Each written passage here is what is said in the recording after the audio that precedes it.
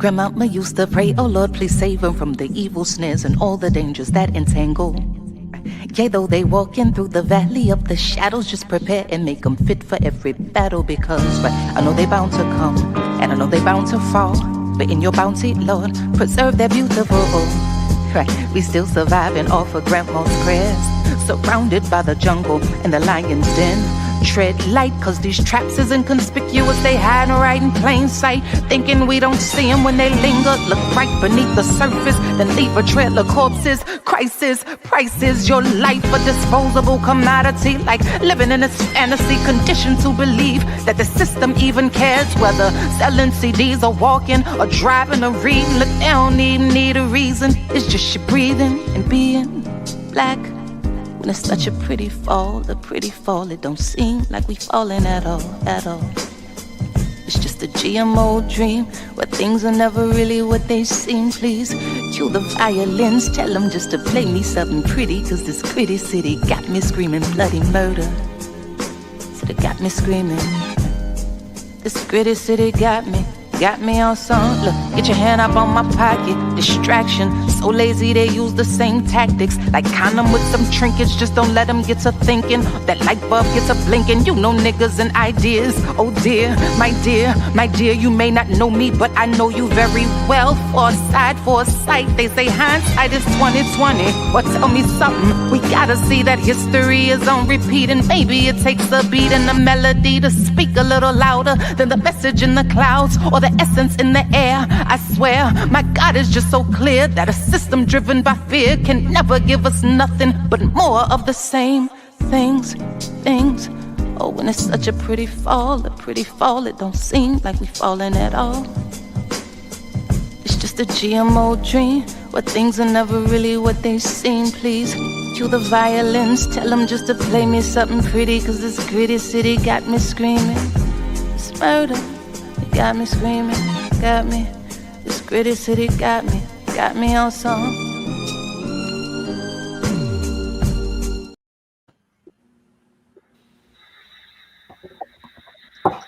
Hi, hey everyone. Hey. So happy to have everyone here. So today we have this amazing episode that we're gonna do. But first, let's introduce everyone. I can start with myself. My name is Khadijah. I'm a organizer and I'm very into music and have just been a student of hip hop and really all genres for all my life, and just happy to have the opportunity to share, what I love with people. So I'm gonna pass it to August. Hi, everybody. My name is August Fanon. I'm a hip hop producer. Um, I love music, all genres, but we're going to be focusing on hip hop. So I was just excited to be here to get into it. I'm going to pass it to June. Yo, what up, It's your dude, June Motherfucking, aka June Classic. Southside Jamaica, Queens, born and raised. Proud to be a part of this podcast. We all fans of this culture, and as a culture, I think the participants need to tell the stories. You know what I'm saying? So we're here to analyze one of the greatest artists, in the underground scene. The Godfather himself, Michael Corleone himself, Rock Marcy. And I'll pass it to my man, Robert. I don't know how I'm gonna follow that up, but my name is Rob, aka Mugen, for my flexing folks. Currently a grad student, mainly because I couldn't be as good a producer as August, so writing is the thing that I fell into. I'm really interested in Black aesthetics and how that contributes to Black people's political thought and mobilization. And so really proud to be here. I got a little road dog today. My totem, you know what I mean? He says what up to everyone.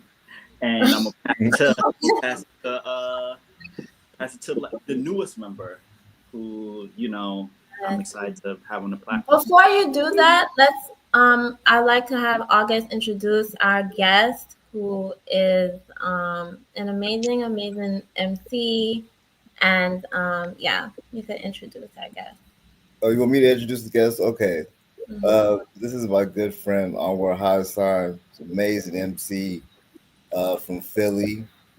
Uh, what can I say? I'm just gonna live this to Anwar. Huh. Appreciate the compliment, bro. Yeah, Anwar Hassan, MC, producer, um, other things, human being, universal shaper. Yeah, happy to be here with y'all for this talk about the God, Nas Ben Dara, and the other God, Rock Mars. So yeah, let's get into it. Marcy. All right, so let's get into it. I mean, I really wanted to do this episode, so we did cut, and I really wanted to kind of delve into Rock Marciano's catalog. Now, there's a couple of things that I want to kind of frame the episode around. This will something that we're going to be thinking about during this episode is what is the rupturing the hip hop canon? Is has Rock Marciano, which I think most of us here do believe that Rock Marciano has really ruptured the kind of hip hop canon, like the hip hop greats. And another thing that we want to be thinking about is problematizing the conscious rapper. And also, we want to also be thinking about, like how does kind of like the broader understanding of ideology, especially with some of the things that Rock says, whether people may think it's misogynistic, quote unquote, or whatever the case may be, um, like how does what he says kind of hedge against a kind of hegemonic archetype of like Western society, whether it be like music or what have you. How does his music kind of hedge against like the dominant kind of hip hop culture, whatever that is constructed for us? And yeah, just kind of having this at the back of my mind. I guess for me, like I was listening to some really old shit by Rock today. I mean, I went back last week. I was listening to this stuff from the UN. I was listening to some stuff he was doing with Flip Mode, when he was down with Flip Mode Squad, and like he had a different cadence, like a different flow. But even like when I listen to him now, it's still kind of the same flow. But like I mentioned last week, it's like the quiet scowl, as I heard somebody kind of mention it. Like it's almost like he toned down the kind of, it was a little bit more energetic, I would say. I don't know if I'm making sense, but his rhymes was like a lot more like, yeah, yeah, yeah, I'm rapping. And now it's just like I'm rapping, I'm having a conversation, and like, are you hearing what I'm saying? Whereas I feel like more it was just like, you better listen to me. But now it's like I feel like he understands, like, yeah, people are listening to me, so let me really break down what I'm saying. I don't know if that makes sense, but that's kind of like the way that Think I'm he's more comfortable now? more comfortable now. Yeah, maybe that's just like a better, like more succinct way of saying it. But like there was this one song, I put it in the chat, called The Prophecy. Oh my God. I don't know if anybody else heard this song, but like That's a I good one. really love Rock. Like I knew who he was like before, but I think I got really reintroduced to him like around 2016. Because his name was always bubbling out here, but you know how it is. And I think maybe the song that I came across was Emeralds or something. And I was just like, oh, like It's a he's joint. still doing it. So Like one feds yeah. might run up. They might want up. Oh, like one up. And the way the drums drop, like it's such a crazy song. Too And fire especially glare through your cardiac eyewear, then knock your nigga on. My fault, y'all. Knock no, your baby out the high chair. Come on, man. yo, What? yo, he said, "Fuck them kids." Yo, I want to speak to what Khadijah was saying about the delivery because so the first joint I heard from Rock was Cake, and I never heard nobody flow like that. Like Guru said, it's mostly the voice, right? When you hear somebody, you hear their voice first, and his voice was softer to me than what I guess the typical. But it had that snarl to it that you're talking about. He was almost like the quiet guy that seems like he's scheming on you. You know what I'm saying? That's the vibe I caught from him. Almost like a stick-up kid type of vibe. You know what I'm saying? You be in the city, like you know that vibe. You know when there's somebody that's just dead that look a little devious and he kind of flamboyant, but at the same time he quiet. It's a vibe, man. You just gotta be around it to understand it. And I love the fact that he's from Long Island too, because here's the thing: being a Queens dude, the outer boroughs kind of have this there's almost like a stigma that the outer boroughs aren't as thorough as the inner boroughs. That Queens and Long Island ain't as thorough as Brooklyn, Bronx, Manhattan. So I think with that, having that on their back, I mean, De La, was one scene as soft. They had to beat some niggas up in Germany to show they ain't playing, you know. Li got some gangsters. Rakim is from Long Island, okay? So, like, I think, like, it's almost like he got something to prove, you know what I mean? Maybe a chip on his shoulder. Yeah. So, anyway, getting back to the delivery, like, I think the early Rock was trying to be in your face, like nigga, I'm nice, nigga, like listen to me. But then he realized that like it's almost people have to listen harder to when you're a little softer. It was different. His sound was different from Cake on. I was just like, this guy got a different approach. Yeah. To I, follow. Oh, no, go yeah. Like I want to introduce you in, so because I can talk a lot, so you can go ahead, brother. Yeah, to that point, I think early on there was that well, both with the times being demanding more technical approach to the lyricism, like and him needing to prove something or feeling like he needed to prove something. But now you get down the road and he's one of the guys, so he proved it. And it sounds like how he's like what he's to me it sounds like a guy who doesn't feel the need to sort of prove technical lyricism anymore, and now he's just playing with the words. A friend of mine said this and it stuck with me. He said like Rock is just playing with words now, and I hear that just like, oh, let me just flip these compounds and let me flip these syllables together and let me and when you start to kind of peel that layer back, then it's like, oh, now you're just running through mechanics and techniques like keep up. And that's kind of wild. So yeah, that's all I was gonna say. Following everybody's brilliant points. So for one, I just want to shout out my brother, Sick in the Head, Sif, who I grew up with. We kind of aged together musically. I remember, for instance, when I first brought up Doom, and I think Doom is also pertinent to this conversation in an adjacent way. From there, we would just trade off music, and he was the person that put me on to Mossberg. And then from Mossberg, we kind of went back to the Prophecy, that you brought up, Khadijah, and the UN. My favorite song off of that UN album is Avenue. And I think when we think about artists, we usually like to think about them individually because they're so brilliant, right? So we think about Rock as an individual, but I think two things that, while I agree that his flow kind of has the same ethos, it comes across differently for two reasons. For one, his production. His production, I think, yields him the ability to play with words, as you say, Anwar, and also his influences over time. So, you know, being from LI, he's clearly influenced by Prodigy.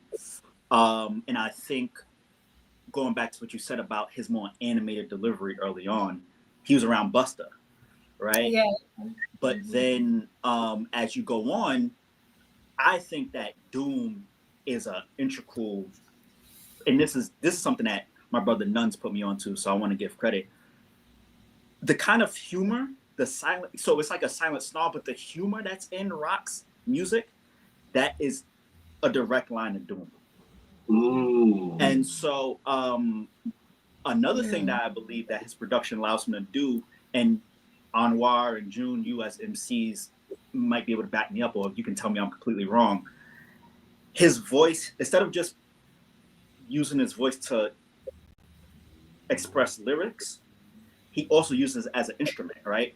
So that's why, like, I kind of hate when people say, like, oh, it's just drumless hip hop and it's just lo-fi, because at a certain point, his voice starts to act as the drum, and that's something that also that Nuns helped me pick up on. So I'll stop there Yeah. right now and then. Yeah, his flow throws a lot of syncopation against the static loop. Yeah.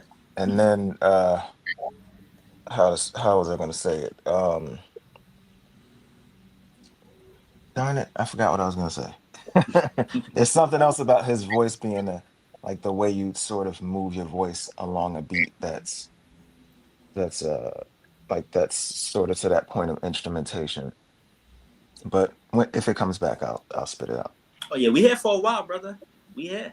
Yeah, we're here. We're here. I just wanted to pick up on that because I was also thinking about that, like the way, his voice kind of acts as like also the beat to the song, like, you know what I'm saying? Like, and like we talked about, Mossberg had a Oh, lot of this it. is what it was. Yeah. He's Oh, using he's using it to he's using it to inform you of what your mood should be. He's using it to okay. transmit mood to the scene. He'll Transit. use his voice to do that. Hmm. And then you get some of that emotion of what he's trying to say to it. Makes it more visual. Yo, that is such a great point, and I really have to kind of sit with that also, because thinking about like the tracks on the UN to the Prophecy, I was listening to the Arch Druids album as well. That progression, like I said, like he was dope, like Flip Mode and UN Days. Like people really need to go back and listen to those albums because he was really doing something even then that was the way that he was using his voice, niggas wasn't really doing that. You know what I mean? Even like holding his own, like I sent you another track in our little private group chat with Ghostface. And somebody in the comments mentioned like the way that he's holding his own with all of these incredible artists. Like it's really hard to do that, especially when you're like a lesser known artist. And I think because Rock can kind of weave in and out of these different tonal, you know, inflections and things, and use his voice, like you said, to make you veer into different in and out of different moods.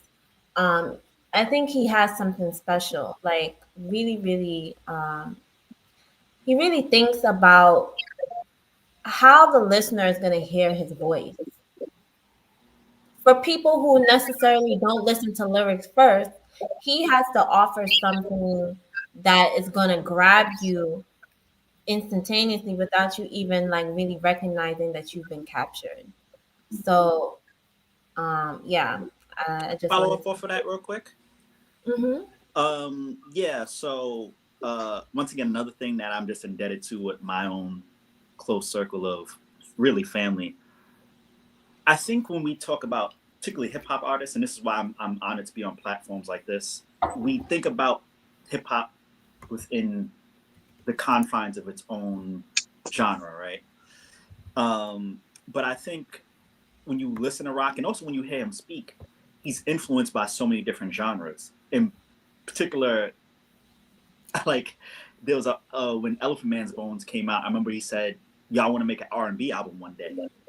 You know, niggas laughed, and you know, niggas was like, "Ah, ha, ha." But I think he was dead ass. I think he was like, "Yo, I'm really, you know, after I show you I can rap better than niggas, I'm gonna be, you know what I mean."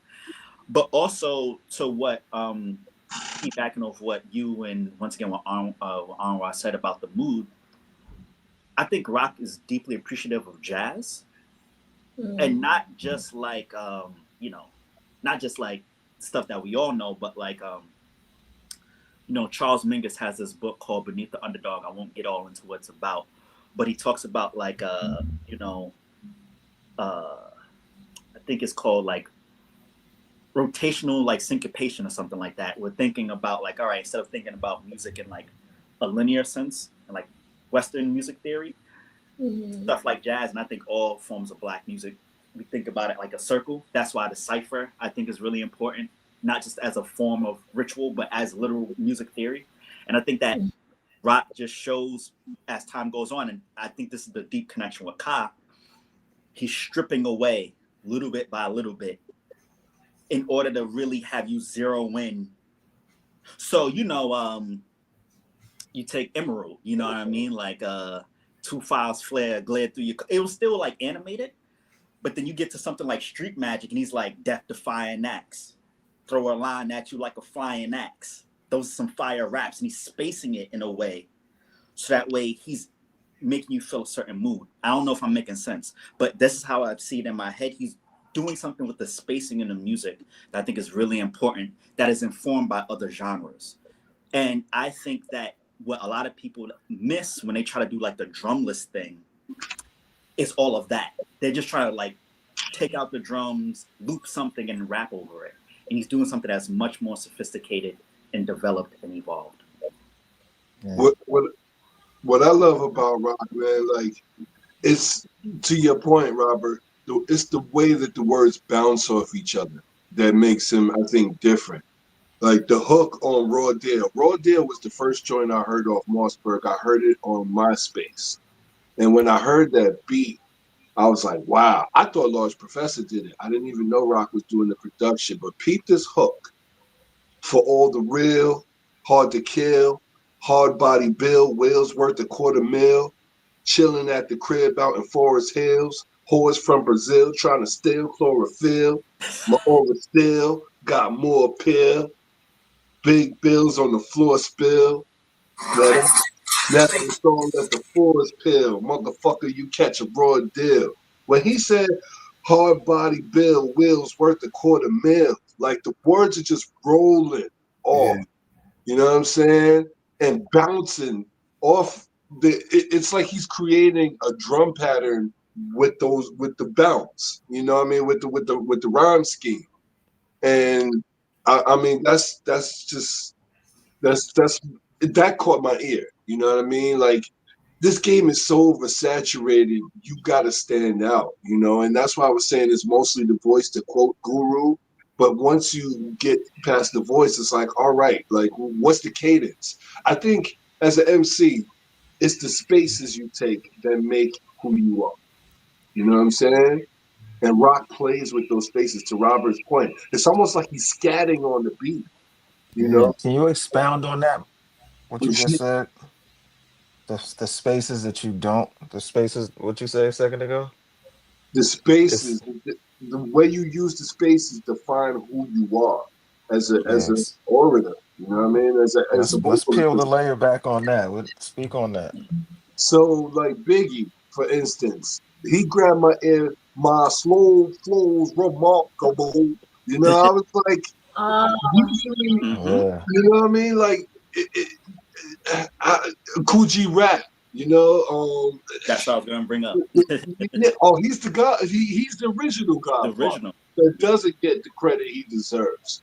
You know Mm-hmm. what I mean? They said Pun met him and like knelt before him. You know what I mean? And Pun's another one that in the middle of Little Italy, little did we know that we riddled some middlemen who didn't literally. It's the spaces that create you as an MC. You know, Kane was one of my first favorites.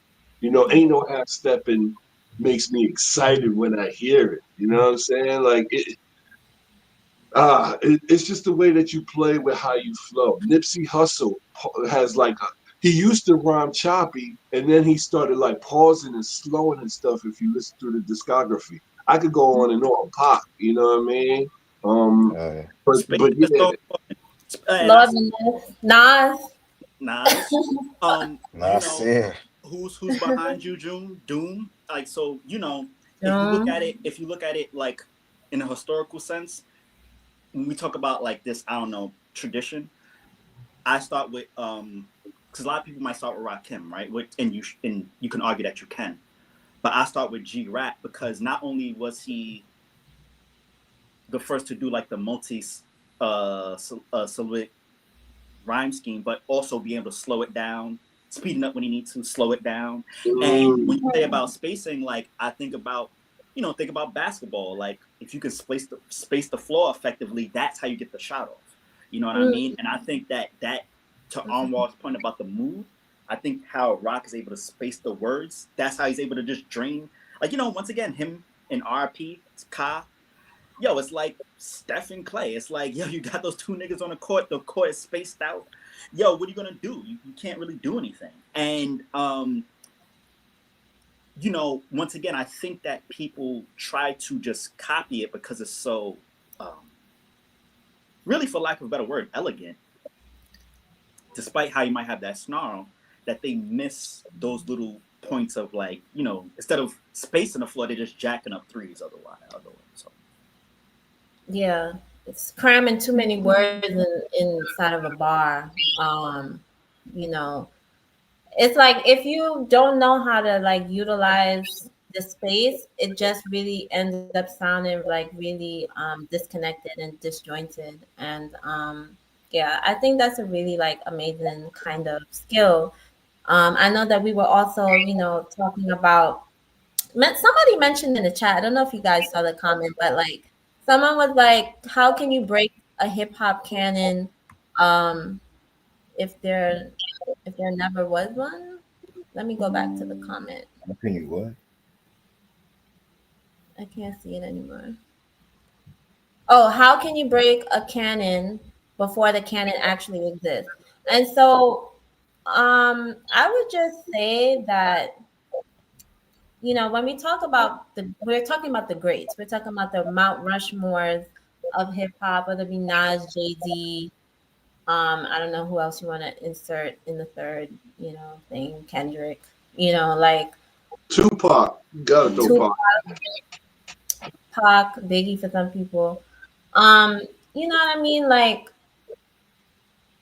we were discussing how rock has kind of ruptured that canon in a way with the way that he's progressed as an artist and the way that he kind of molds his artistry. Um, yeah, I just kind of like want to kind of speak to that. Like, I know that we were having a discussion about like Nas's discography versus Rock's discography, and I know it's a little bit of a contention. Um, but yeah, August, you want to like take us with this point? Well, I don't know. I feel like rock definitely disrupts the canon. I mean, in the sense of, I would like to start to consider rock in that canon of great MCs, of the higher echelon. Um, as far as, is his discography better than this guy or that guy? I don't know. Or who's better as an MC? So we can get into that. I don't know about all that. But yeah, I think it's very important, and I think it's very important because, like we talk about canon, like we don't want to get into the idea of a static canon. You know what I'm saying? Things develop over time. And things can evolve and get better, or not even not necessarily get better, but we can have some greats that are continuing on with tradition, new kind of ways. You know what I'm saying? Like somebody like a Rock, Kendrick, to me, so those guys are, hey, doing they put out enough albums that at such a high quality level. I think you can consider them serious contention. Can I shake things up a little bit? I would like to hear Shaking that. So, Yeah. so the first thing I will say is that I think that Rock clears Nas. So that's one. But and I still love Okay. Nas. I'm not trying to throw hands with anybody from But Queens. clears You them know how what I though? mean? Nas is still in Like my in what way? Like as a lyricist or a catalog? both. Yeah. So but before I get to that point, I want to get to something I saw in the chat. I think the question was like, can we break the canon before a canon exists? So one of my, I guess you could say, one of my passions, or what I feel like I'm called to do with my literary work is to argue against the idea of like a canon in general, not just a formal one or informal one. I think that what we canonize is as it comes from the result of a very westernized way of thinking about, in this particular case, aesthetics, but a lot of stuff in broader sense. So when I talk about breaking the canon, I think that a lot of times when people hear the word canon, they hear it as something that cannot be ruptured, right? Or something that cannot be broken, right? And I just don't think that that's healthy for analyzing forms of Black aesthetics in particular. Now, as far as like the Nas thing, real quick, listen, like I was saying in our private chat, I memorized Illmatic and it was written front to back when I first heard them. I never heard anything like it when I was like 11 or 12. Like those two albums. I think where I start to drift is I think that Nas started to become too safe when he already reached a certain point of mastery, right? And so I don't think that there's a, I'm putting it simply now, shut up. I don't think that there's a whack rock album. Nas has a number of classics, but I definitely can point to a couple of whack Nas albums. It's Interesting. so unfair. Yeah. It's so unfair We would need a to whole episode. it's so unfair to I think it's Y'all so hit the key. unfair to compare Nas's and Rock's catalog. They just couldn't have competed in the same way. Like Rock wasn't in the major label system because he got held up in it. And even if he was in the system, he was in it past the point when Nas was having his growing pains trying to figure that out, which is to say that Rock had some time to make some pivotal decisions that Nas didn't have, which puts him in the underground scene in a different era with different demands and different freedoms, not having to compete on a certain stage with different kind of budgets and different demands. And I don't know, it just feels disingenuous to put them head to head like there weren't variables to it that prevented Nas from making music as brilliant as Illmatic. Both, like both personal and professional. I agree. I mean, and like I said, because I don't want this to be like a hot takey. I think that Nas is garbage. I would never say that. I wouldn't ever be disrespectful or ahistorical. And to your point, you're right.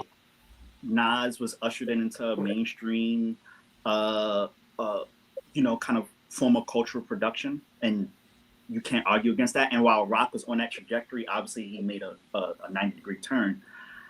I think what I wrestle with, and I'm not just trying to put this Rock and Nas, I'll say this with a lot of other people. I think, and this goes into like the political kind of part of the discussion, I think that once you get to a point where not only you achieve a certain status, but also you achieved a certain type of, you know, financial status as well. I would like to see more people take more risk. And I don't think that Nas has really taken risk, even though I think he can afford to, right?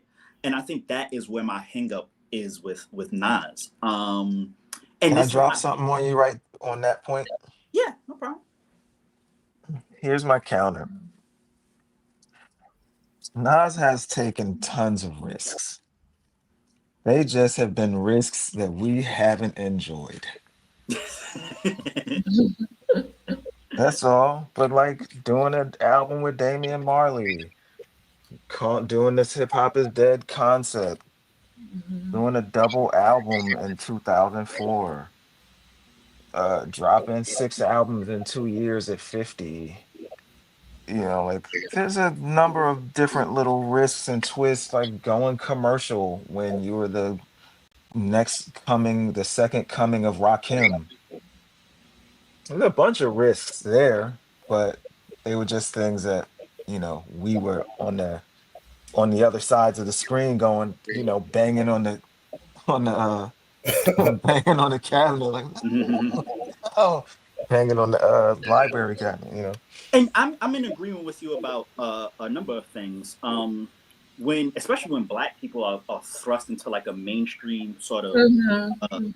we are often forced to make choices that otherwise we would not make, and that is why like I always have um, not only an affinity but like an empathy for people, like even like Jay, like yes, he's a billionaire, that's a separate issue, but like whenever we are thrust into any sort of limelight, we're forced to make certain decisions. And you're right. Like, I mean, that Streets Disciples album, that's one of the albums that I actually love by Nas, that double album. I think when I talk about in terms of risk is aesthetic That risk. is not one of the ones I love. That one, he let me down on that one. But that's another chapter. All right. And I think that there are certain like, so say for instance, like the 6 albums in 2 years at 50, I think that they're passable. I think that they're listenable. I don't think that they. I think if they weren't, I think if Nas didn't create those albums, not say his legacy is lesser or more with them or without them, but I don't think that there will be albums that will be missed. Like if Illmatic is gutted from hip hop history, there's like, I can't even imagine what the landscape would look like. But I also do not think that those King's Disease albums were really all of that. And so, and you're right, like there are risks that people take all the time that we don't like or that we enjoy or we look back on in retrospect and we enjoy. Um, but a lot of times when I listen back to some of Nas's old stuff, so, comparison or rock, there are times where I'm just like, yo, I do not understand his production choices. Mhm. I don't get some of them. And then, but there's times I listen to Awesome. rock and I'm like, yo, his production is just getting better. So Well, he's doing the production, yeah, I want I and, want and to just you know, I want to but he touch. My bad. Go Oh. he ahead. was gifted. No, just to say he was gifted that way. I wasn't gonna say that. Yeah. I just wanted to speak real quick to that, and like we ain't trying to make clickbait on Nas versus Rock. You know what I'm saying? No, But no, that's no. to Anwar's point, I think they're very different, and especially I love how you broke it down, Anwar, about Nas being at the top of the food chain, Rock is at the bottom. That allows very different movements, a whole different skepticism for everything you do. You Mm. know, um, A but here's whole the thing different about quality assurance. When you got to all of get that. it out the mud and claw up the ladder, as Yeah, opposed to being at the everybody top roots trying to shield your position. It's just a really different Everybody roots position. for the underdog, bro. You know what I'm saying? So we rooting for Rock. We always rooting for him.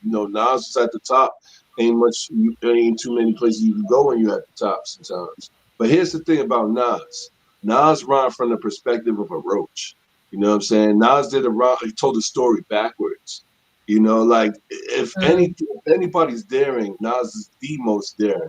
his flow, it's almost like he's ahead of the beat. I think he's like nobody flows like him. You know what I'm saying? I think he's the illest because he I can do challenge y'all to go to some of the any of the the six newer albums rather, especially the last three though, whichever order they were in, and just really sift through the lyrics.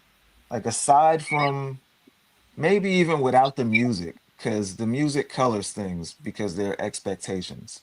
Nah, there's hot music on them joints too, kid. Like there's Yeah, but to do that there's too. expectations because we fell in love with Nas at a different space. And Yeah, then he Mhm. like, became a lot of different things. And you either negotiated with that or you didn't. I don't have a problem with where Nas is now. I like I what he's think doing. I think Hit Boy got some bangers on there. You just gotta hear it in the right system. You know what I'm Yeah. saying?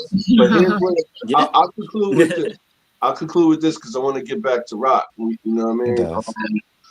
You know, like they're different. I think they're different. And the thing about Nas, you don't know what he's going to talk about when he hop on the mic. With Rock, like to the Queen's point, he has a lane. You know what I mean? He represents a certain thing. He's that fly gangster that's going to sit on a chick like a chair.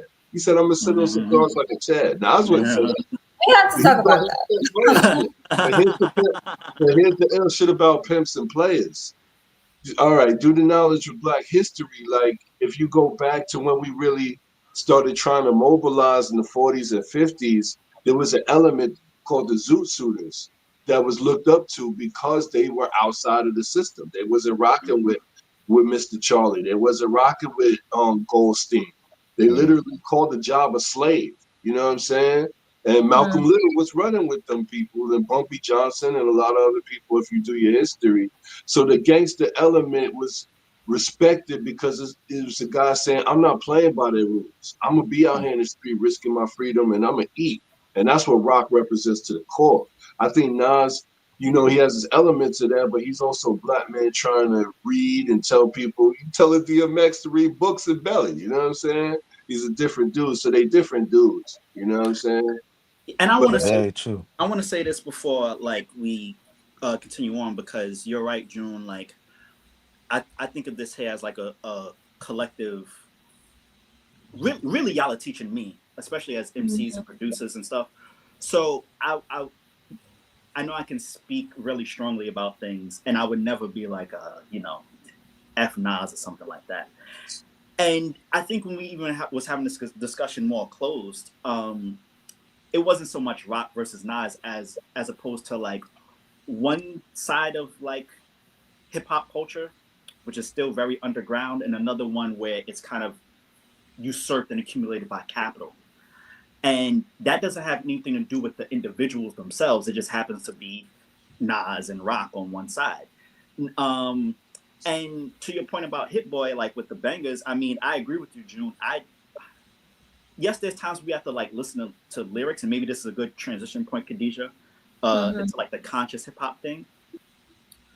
I think that while we can separate them, I think that we do have to listen to them side by side because, and once again, this is not a Rock and Nas thing. This is just in general. There's a lot of conscious hip hop that I might agree with the political message, but the aesthetic can be just not hitting. And there's a number of artists that we can bring up where it's like, yes, all right, you're talking about something that is like really true. Like white women that listen to wife Janet. I'm a socialist system.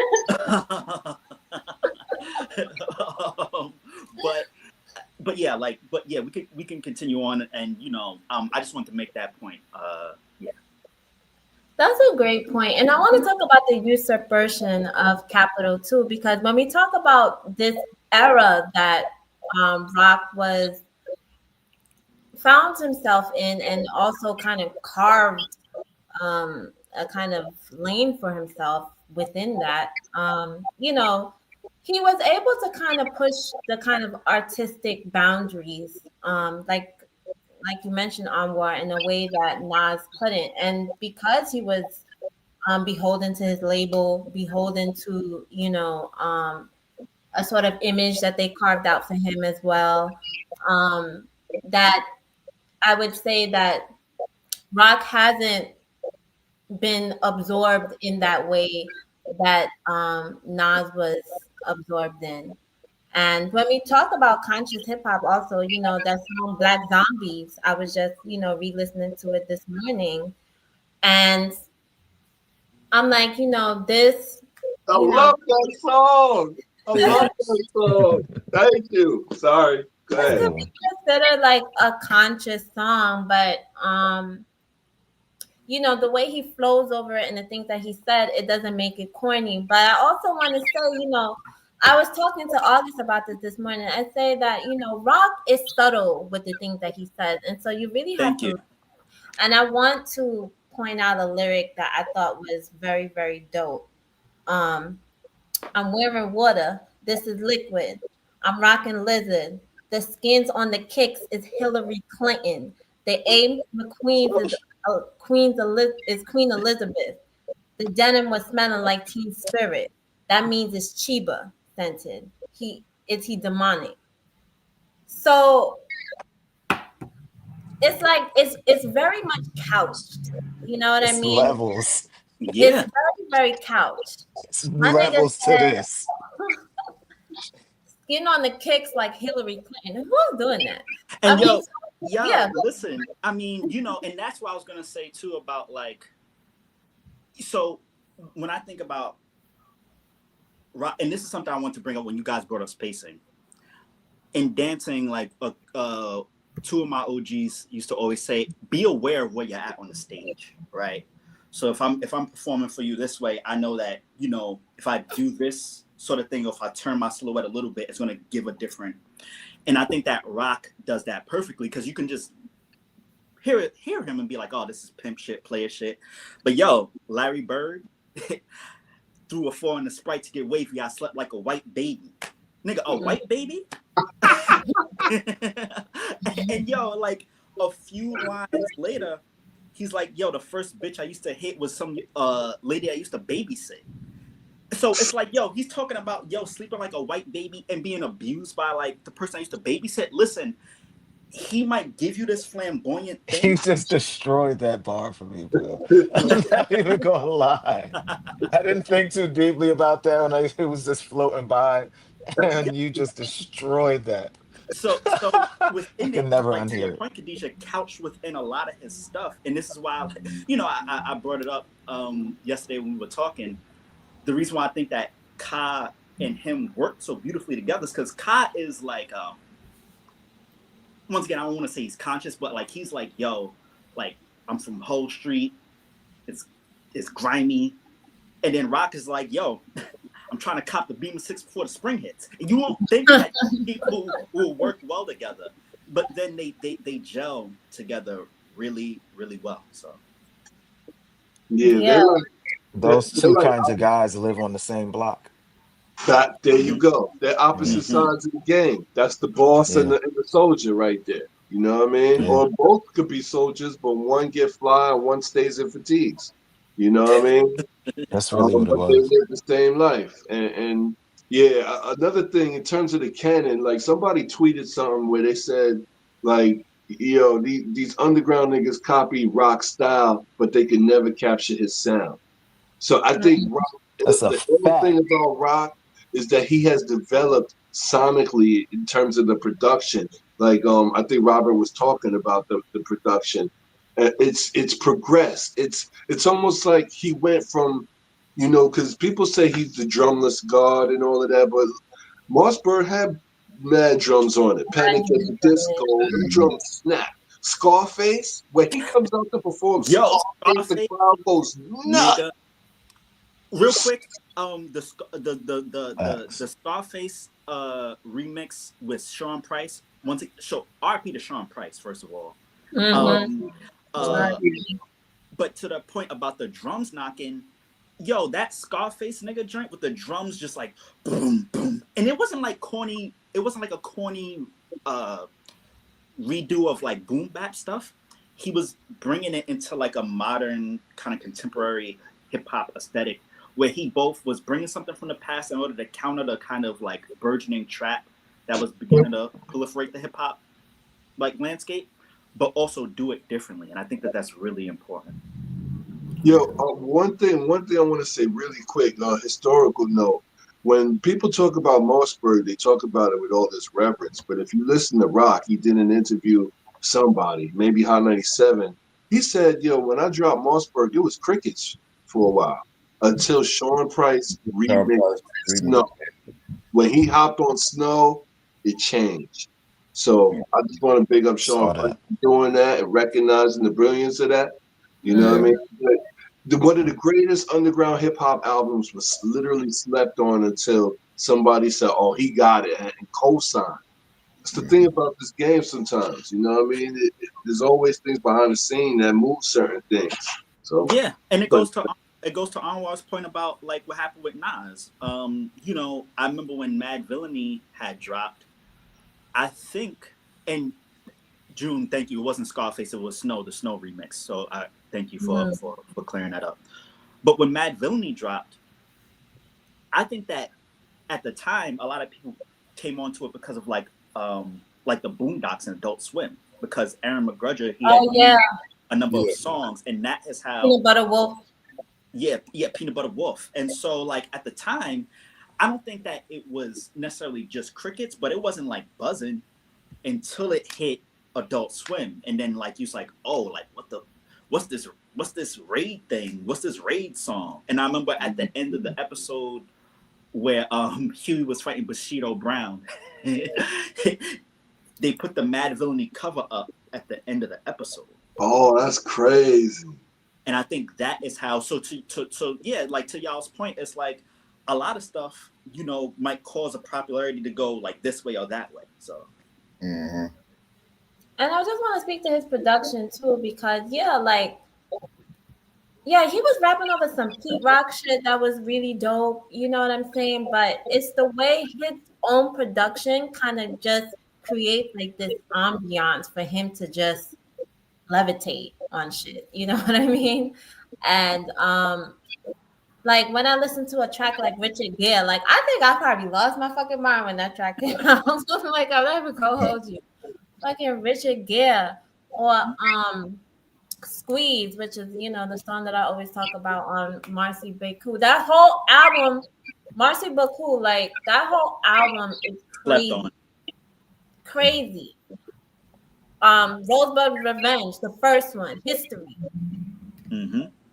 Oh my God, like, and when you listen to like even when he did that track with Knowledge, Zip Guns, which is like Knowledge. I really love Knowledge's verse on Zip Guns. Mm-hmm. Um, like you can see like actually things are getting stripped down. As he's progressing, it's almost like he's stripping away all of the kind of embellishment, maybe to use that term. Like things are becoming. I know, like I always say, like August hates when I use this word, like more like atonal, more like more like like I think you mentioned yesterday, Robert, that you mentioned like when he's rapping about like I think like horns and you like hear like the horns in the background, like Mm-hmm. almost like a screaming kind of a thing. So it's just like a quiet, like menacing kind of beat. Like even when I talk about like COVID cough with Schoolboy Q, Oh, it's like crazy. I That love beat is so crazy, ain't it? Yo, it's like a yo, it's like some crazy like cartoon 1940s cartoon sample, and it's sped up, and then the drums are like, yo, it's a crazy thing, yo. My fault. Another thing we should speak on though is everybody doesn't get that natural. Like Rock has that gene, whatever that is, where when he started producing, it was like, oh, you have a sound and a style, and you have an ear for samples and a zone. Like, okay, this is a thing for you. Like you're also a producer. Nas has produced things, but they were, like they weren't his. I wouldn't say they were his strong suit. And to that point, and I want to bounce off of it from when you said it earlier, when Nas, because he was at the top from such a young age, in all these major record label spaces, more hands were on the there were more cooks in the kitchen. True. More cooks in Way the more kitchen. cooks in the kitchen. And yo, So we don't even know what Nas would produce if Nas just had a machine had a machine and no or pressure. yeah, and I think so. You brought up Rosebud's Revenge 1, which is one of my favorite rock projects. But yo, the sauce on 2, The Rosebud's. sauce. Yo, so first of all, you had a title I like love the the sauce. sauce. You think it's gonna be like, I think it's gonna be like a smooth beat, and it's just some like industrial. I'm like, yo, what the fuck is this? Y'all know what the fuck's going on? and yo, I mean, it's really genius shit. But yes, Anwar, to your point, like rock, there's less cooks in the kitchen. So like with Cop, you know it's gonna be him producing, Al or Animas. And There's no cooks in the kitchen. yo, He it's him and then a controls couple. all the dish coming Yo, in and out. yo, it's him and then like a couple of sous chefs. Right. And I just It's wanted to him and ask, exactly 2 guys. right, which you don't find, and which Nas hasn't had the luxury of just being able to have the space to just let go like that. And I just wanted to like August, like what do you think, like as a producer, like hearing his ear like develop over time, how do you like, how would you categorize that? Or anything Um, like that? I don't know. I think I mean I think rock production, you know what I'm saying, really puts him in like a special kind of category, because like it's like we cause we talk about him as an MC, but then it's like when you consider his production, it's so high level. It's like like do we consider him like a great producer as well, or is he just like a producer that since he only produces for himself, you know what I'm saying, mainly, I don't know. How do you feel, August? Can I ask you a question? And once again, this is my nun's voice in my head. How do you feel about like also not just his aesthetic choices and what he's choosing to sample, but the mix, like the way that he mixes things as well? How do you feel about that as a producer? I mean, his mixes are tight to me. You know what I'm saying? I've never heard like a mix from rock and been like, or had anything negative to say at all. His mixes are great. Yeah. He has produced for other people though. Yeah, I was yeah. just about to say that. Yeah. Now I Yeah. know, however people want to feel about this name, but the Flea Lord album, Of the Flea Delgado, Lord. I like the production on that. Like, it's this beautiful piano. He produced a track for, I don't know if people remember TF, Yeah, a rapper from the West Coast. he produced half that album. He's done a lot of production. Stove God's whole fucking album. You know what I'm saying? Jay Worthy. Jay Worthy. He did a banger. He did a banger for West Side Gun called Hall. That's nuts. Oh, that's crazy. He just did a song. Busta Rhymes dropped the EP. Yo, he produced last for Mock. Friday. He did a song on that. Yeah, Mock. Yeah. He working. He working. People are coming to him for that sound. Because I heard him once say that he likes to sample things that don't sound like instruments. And I always thought that was really interesting. I love that Delgado album too. I bought that CD. That intro, ooh, that piano is nasty. I gotta find beautiful piano. Gorgeous. Beautiful. What? Another producer that I was like, I know we're talking about rock, but another producer that does beautiful things with the piano is Vidon. Every time I hear, it's very recognizable to me. I'm like, do do do do do do do do do. Like I can hear that beautiful. PTO Murder with Ito. Vidon did the whole album. That album is a classic because Vidon's touch. Shout out to Ito. Shout out to Ito too. Shout out to Ito. Shout out to Vidon. Word. Yeah, the track on Delgado I was thinking about was the track with Stove God that Trim the Fat. So I think that rock just works good with keys because it's like a dun dun dun. Yo, it's like this like jarring thing, and then like here's these like dissonant chords. it's like really high level shit that I'm just glad that some of us appreciate. Yeah. Go ahead. You was gonna say something? Oh no. No, I was about to say that even the Greenberg, which is an album like a Oh yeah, I short like EP, that August actually had put me on to, that album is so phenomenal. I think it's like just a short EP.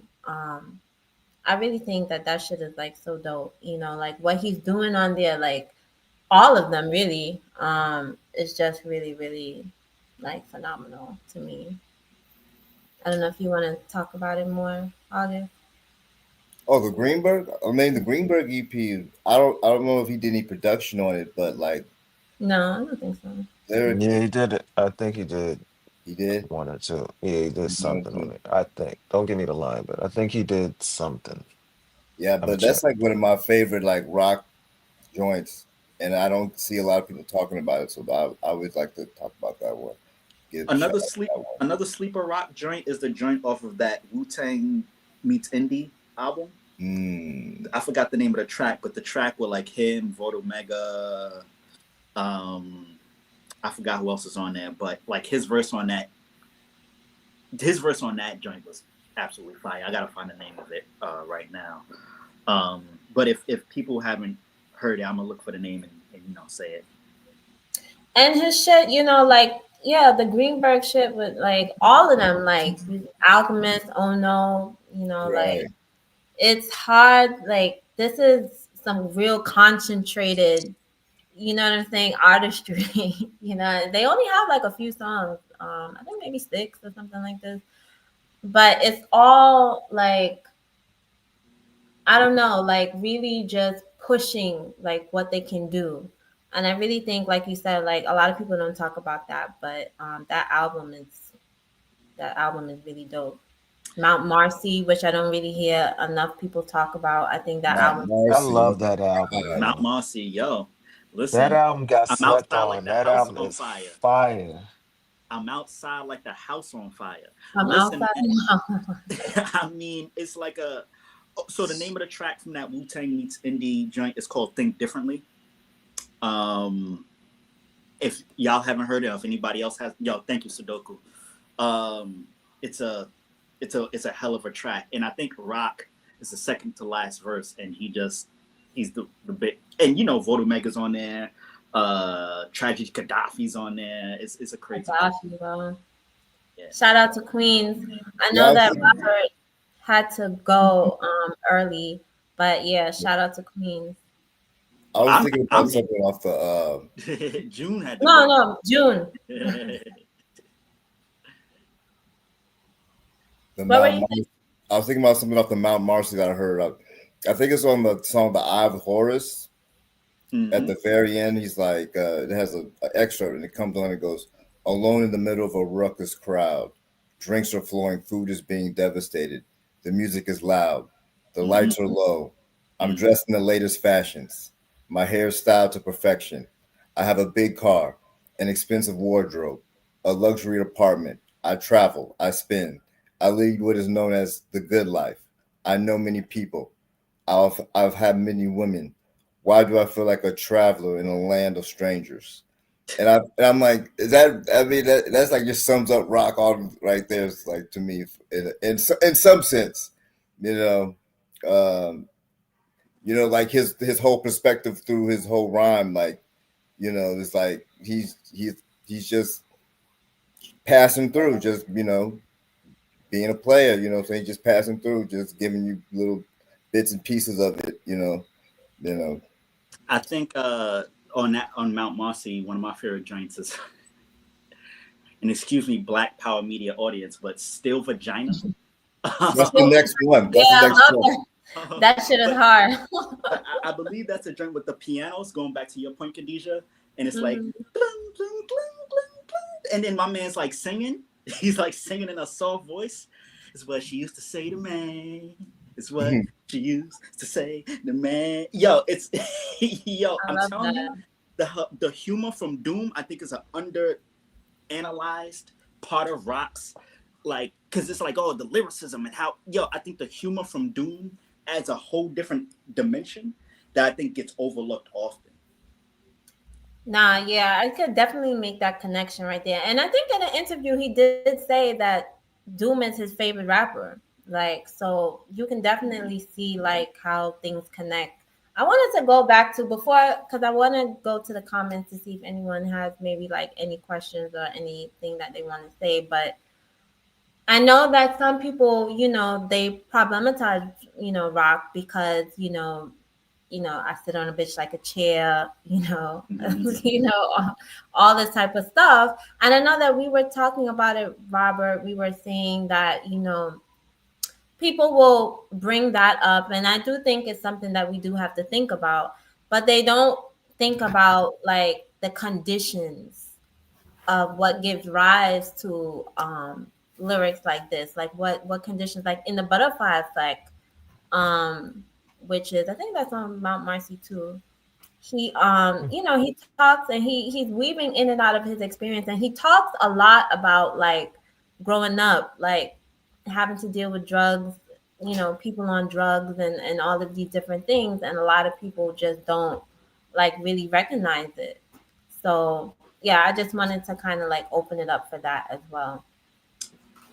Yeah, I mean, I think this is my issue with how our aesthetics kind of get analyzed in general. I mean, look, obviously, there's music out there that is meant to just kind of numb its consumer. And a lot of times when it numbs its consumers, it's a lot of misogynistic BS on its actual face. But I think with somebody like rock, I think it's pretty reductive. Also, when you think about how, as you brought up, there are these moments of interspersion of like, even if he's not like trying to be like a, I don't know, trying to send a message, there are these moments where he's clearly aware of what he's doing. I mean, on Iron Age with Kai, I think we might have talked about it last episode. Had high hopes for folks who got high off coke, but used to be responsible adults. You know what I mean? Like, I Hmm. think that when you couple that with how he raps about other stuff, I think that you can see that as more of a persona. Like, I don't think that Rock's actually out here pimping, but also it gives you insight into the conditions that make somebody think this way, and I think that that's very important. And that doesn't mean that you have to like the music. Doesn't mean that you have to appreciate it, but I think that it's reductive analysis to just say, "Oh, he's just rapping about bitches." Like, I think that that's not the case. Yeah, I also think that that's not the case. That's not to say that, we shouldn't like discuss it, but I do think that people bring it up in a sort of a way to kind of discredit, anything that he's saying at all, or like to just like not really pay attention. Because, like I said, like he's not giving it to you like a conscious rapper. That's not his thing. He's gonna like have these subtleties that you really have to pay attention to while he's like talking fly shit. Now, I mean, of course, we don't have to like it, but I do think it is reductive also to just kind of say like, oh, this is all he's talking about. Because if you're really listening, it's really not all he's talking about. Um, yeah, I just wanted to speak to that. I don't know if anyone else wanted to like hop on that real quick before we go to like comments. If anybody else had any thoughts I about just don't it. think that's Rock's responsibility. Thank you. That's He that's just that's the didn't. real answer. I don't think it's. I don't understand the compunction for everyone to be lending their voice to these ideas and fights. And it's That okay if they don't, that's you the know. real. That's I mean, thank you. Because that's something I talk about all the time. I mean, I know that a lot of times when I hear once again these other so-called hip hop scholars speak, they always think about like, well, how can this be used for like political purposes or revolution? Listen, I'm sorry to break people's hearts. It's not. For one, I think It can't. I think that black It's people not, already, it's not for that. It's for your ears to list. Put it but on after also you lose in court or after you win, even better. but also I think that I think that it's not black people's responsibility all the fucking time to try to add something when we add so fucking much. So that's one. But two, to your point, I mean, listen, it's not any form of black aesthetics job to like add anything to any sort of political thought. Now we can read it in certain ways that can help us be able to unpack certain things that happen in our communities, but that's not his job. It's not his function. Sorry. Mm. Agree, 1,000,000 Yeah, percent. 1,000,000%. And like someone said in the chat, like he's never been aiming to do that. And I think that, yeah, to just label him or to read him as some like misogynist rapper, I think is really, you're not listening. You haven't really been paying attention. And I think, yeah, like, why do we have to constantly do this? Like, I'm not your like after school teacher or some shit. Like, if you want to go look for that, you could go find your after school teacher, Digga, but I'm not really here for that. You know what I'm saying? I'm Also, here to it's talk okay about. for us to, like my fault, Khadijah. I didn't mean to cut you off, but No, also go ahead. because to Anwar's point is the best point because it's also okay. Yes, I understand, like especially this platform outside of uh this kind of conversation, it's about sorry, I was just reading the comment.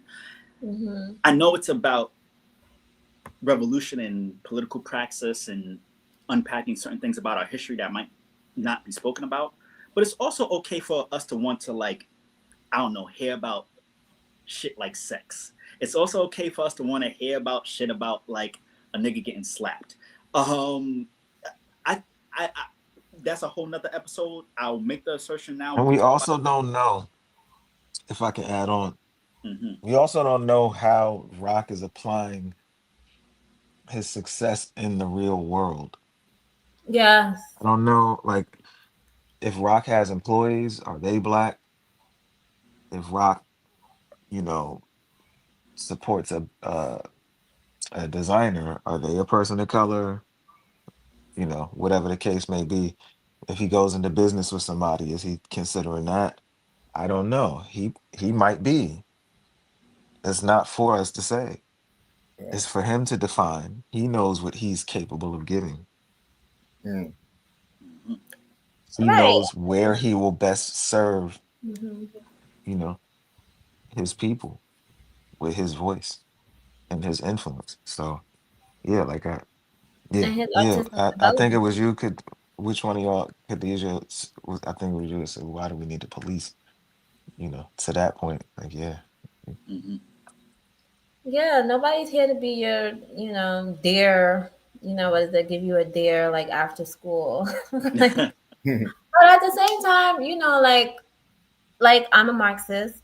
I'm not listening to rock because he's saying, capitalism is bad. Yeah, Like I'm yeah. not He's not looking rapping for about historical materialism. This is not a I'm diet. not listening to rock to tell me about historical materialism or dialectical materialism. I'm not. It's not. But he's given something to me, but he's not using those terms, and he's not talking about it that way. But you can't infer certain things. Like he knows what's going on in the system. He know that his people are dropping dead in fucking Queens, and it's not He'll by splash it coincidence, He'll right? splash it. Yeah, he'll splash it. You for know what I those that catch it. flash it. You for those who catch it. And Hmm. my thing is like if you're the music is gonna target and it's gonna pull in those who are supposed to hear it. And if you're just hearing something on a surface basis, you're not really thinking about or like thinking analytically about like how this music is countering, the kind of dominant, Western hegemonic culture. I think we also talked about last time that Wait, wait, wait. If I may, yes. can we, in the spirit of that, also apply that to our guy Nasir and give him Of course. some room, some Yeah. space, and let us, I Honestly. mean, not us personally, but like us Absolutely. collectively as a like Mhm, mhm. as a people who may see this and be disappointed by Nas, to maybe, in the spirit of what we saying with Rock, which is great, which is at the bottom of the ocean. We at the so let's get the rest. Let's get them here. Right. Nas is let's drop some expectation and try to meet Nas where he's at. Yeah, Cause yeah, absolutely. like there's something to be said for people and artists changing and like the expectation that they meet the old thing in some way when they might be doing a completely different thing now. And to that point, and yes, for Nas and also for other people, listen, whenever somebody does something problematic in our intramural space, it should be addressed, right? But we also, I think, and I think that this is Don't sit on a bitch like a chair. no, Don't do that. of course, don't do that. Not even fictionally. No. Don't don't do that. But also understand, this is music coming from people and a people who have been severely traumatized beyond what people can actually understand. Um, and there are times where we're not going to be at our best, and that might even show up in our aesthetics. And Hmm. once again, you don't have to like rock or Nas, but then if you're confused by, it's like when people are confused of the fact that I love a person like Future, right? Yeah. Same thing. I'm a Marxian scholar. Like I want to see capital fall, but also took a shot at Henny. I've been going brazy brazy. They said my whole hood got it under investigation. You know what I'm saying? So yeah, I'm just agreeing with what you're saying. Yeah, no, Yeah, like Future is great. yeah, I love that guy. giving space and giving space for contradictions. Like as Marxist Yeah. Leninist, In we are general. have contradictions. I mean, Nas is not gonna give you every fucking album like Black Zombie. We're gonna give you fucking Uchi Wally too, nigga. And I'm Yeah. here for Uchi Wally. I'm here for it all. Like even you, Robert. I think you said, Yeah, if you're in the right place, Uchi Wally is gonna make a lot of sense when you hear it. Like if you're in the yeah, environment where Uchi Wally is gonna ring off, right. trust me, you're gonna Project love Nympho. Uchi Wally. Like, yo, this I slept on this song. This I don't know what it Right. is. It's hitting me different this time. Yeah, Yeah. You know what we I'm in saying? the Even we Rock, in the kickback. We at the function. exactly. That's why. Right. I'm not. Yeah, actually, I'm gonna be the one that goes to the club. Like, actually, people, this is Yeah, real. But to your I, point, I like Analysis. Nas better Real when political when analysis. he was. actually, but yeah, but to that point. So, and this is something I touched on lightly in the last episode. I also think that we can think about these things that drew people like us together, right? Like I'll let people know right now on this platform, the reason why I came into contact with June and Khadijah and Anwar is because I listened to August. I listened to Mm. August, produced from Mock, who's another one of my all-time favorites. And I mean, Mock has, I guess you could say, more overtly conscious songs, but that's also another nigga that's like, y'all slap the shit out of you, and I'm Haitian, and you get stomped through the ground, and yet we're all here able to talk and convene and think He about stuff will differently. gun you like Easter Gun Day. He will rip you up something proper. And that's what I love. Like that's why like you said, all of us being in this space and me learning from which I think August is for me the most knowledgeable person on various genres of music, not even just hip hop alone. I think is really really important. Yes, somebody said IDK much about sports. Yes, there's nothing wrong with charging $300 and $700 for an album if you can prove to me that your artistry is that level. And I think like artistry is something, yes, like people are gonna pay for quality. Am I gonna buy a $300 album from Drake or something? No, I'm not. I'm very well not. I'm not You can doing charge that that. because value is in the eye of the beholder. But that's true also. You know, like it's his price point to set, and it's our job to go. Yeah, yeah. I got 777 for that. I'm not gonna Yeah. lie. I'll have that vinyl for $777, please. Yeah. Or not, you know. And yeah, like I noticed, you know, because I've been in conversations about that too, and people kind of externalize it, like like Mock is doing something to them by pricing it this way.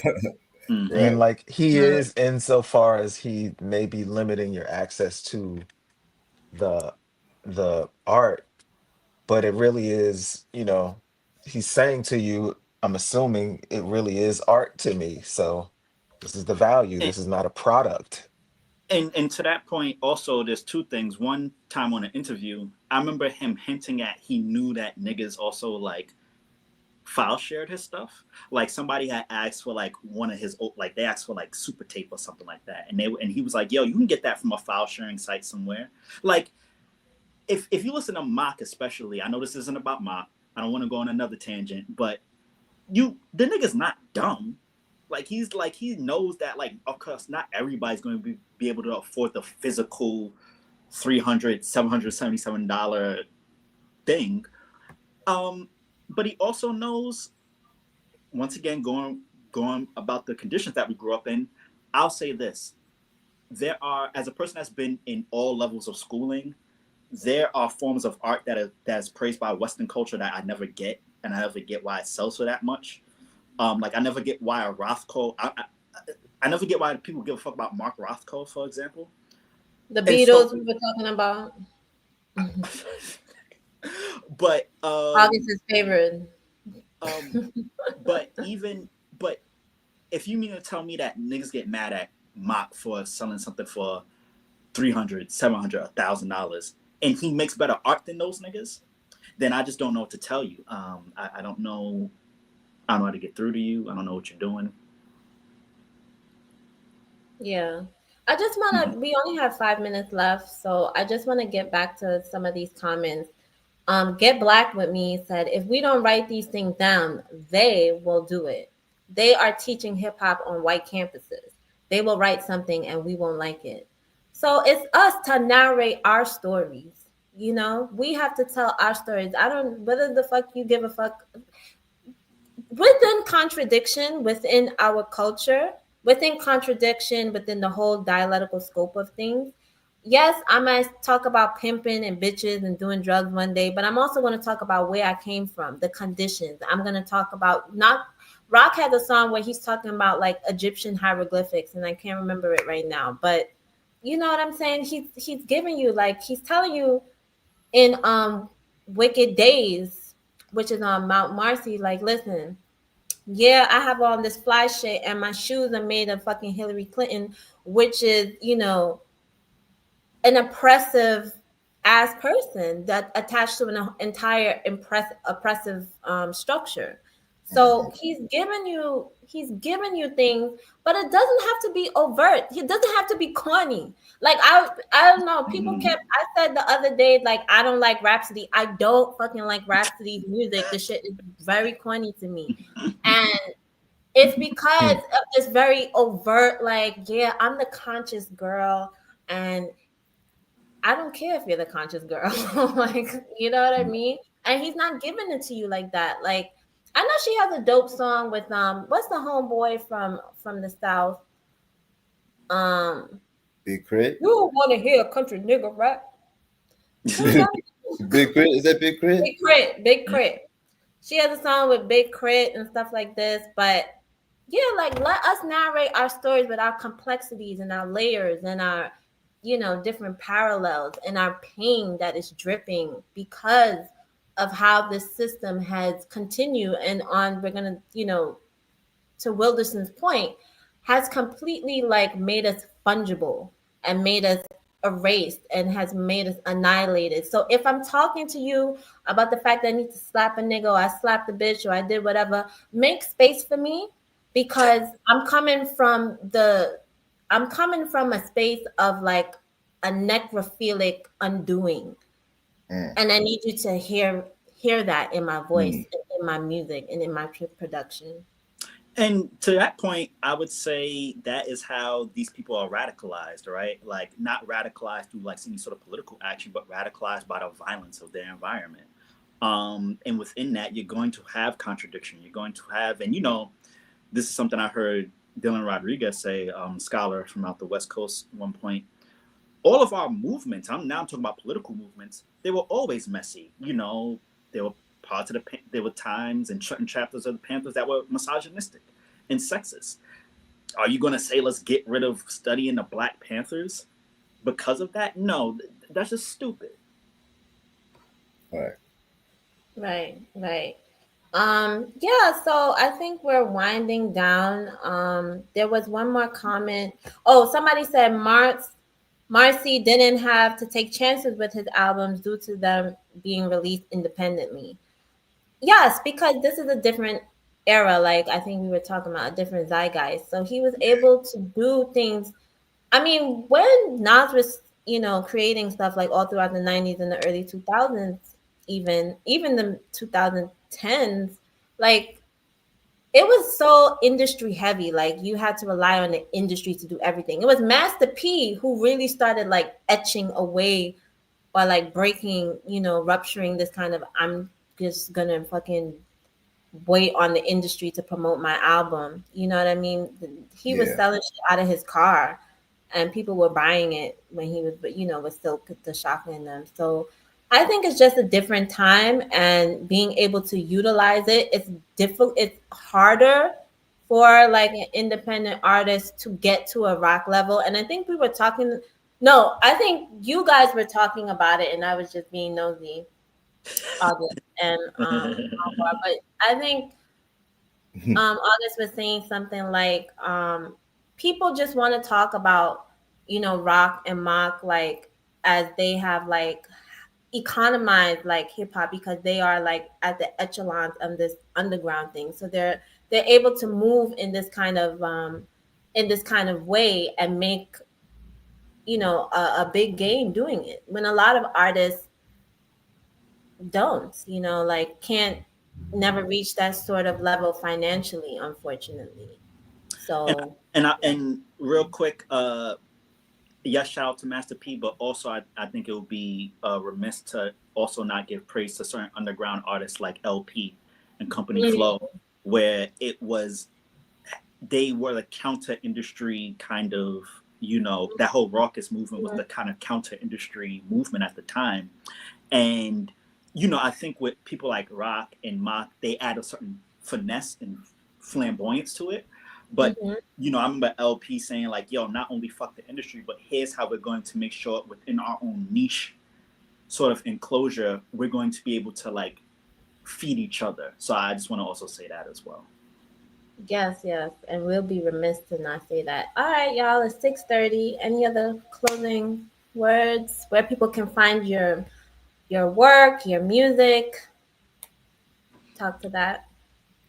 Oh, just check out August without bandcamp.com. Yeah. Yeah. Anything new coming out we can be expecting, the people? With no, just you guys got it. Everybody knows. Anybody else? Yeah, man. I got a record out, The Fortunate Ones. Check that out. Me and my guy Quandary, my partner, did the production. I'm doing the words. So that's out recently.